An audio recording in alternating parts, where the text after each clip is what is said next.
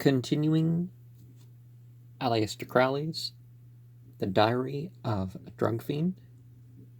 We are in Book 3, Purgatorio, Chapter 3, First Aid. What are we on, the third part of this?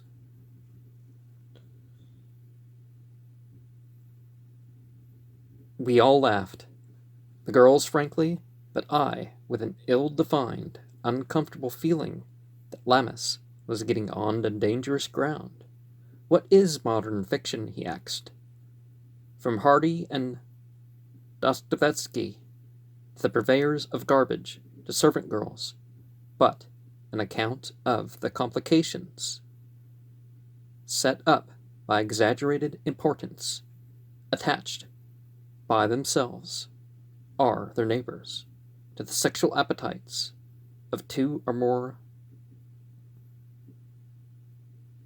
Bimanus monkeys. Most sexual troubles and offenses, so called, would do very little harm if nobody attached any importance to what was or was not going on. Of course, there is an answer to this type of argument, but I don't know what it is. I felt very uneasy. He was laying his axe to the root of the tree of civilization. That was evident. Lou must have caught my thought. She quoted sarcastically, "O woodman, spare that tree. Touch not a single bough. In youth it sheltered me, and all protected Yao." Since the war, women are talking a very peculiar attitude. I didn't like the tone of the conversation.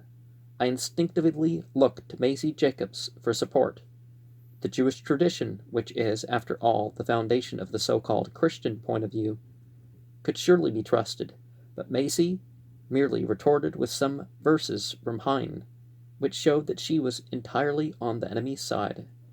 Lammas noticed my annoyance, and hastily changed the conversation. "I'm afraid the only thing you can do," he said to me, "is to chain yourself to Buckingham Palace, and then go on hunger strike until they give you permission to vote more early and often than ever, after which you won't care to go to the polls at all." That's another example of the same old story. However, although we want a thing, we howl if we discover that we can't get it, and the moment we've got it, the whole business drops out of sight. You'll find it's the same with your drugs. You've practically hypnotized yourself into thinking you can't do without them. It's not a real need, as you know. It's a false and perverse appetite. And as soon as you get out of the way of thinking that it's vitally important, you'll begin to forget how much you depend on it. Well, of course, I could see the sense of that, and I was glad to see how joyous and light-hearted Lou had become under the influence of the idea. Maisie called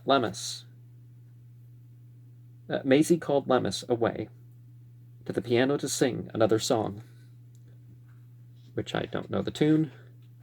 "I love you because you're as crazy as I, because all the shadows and lights of the sky of existence are centered in you. The cross-jagged lightning, the roar of typhoon, are as good as the slumber of time as we swoon. With the sun half asleep in the blue, you're a dream, you're a mystery, empress and slave.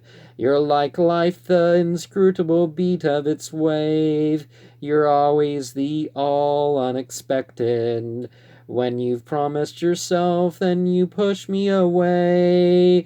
When you scorn me, you suddenly kindle and slay. You hate truth as the lies she rejected. I love you because you're as gallant and proud. Your soul is a sun and your body a cloud.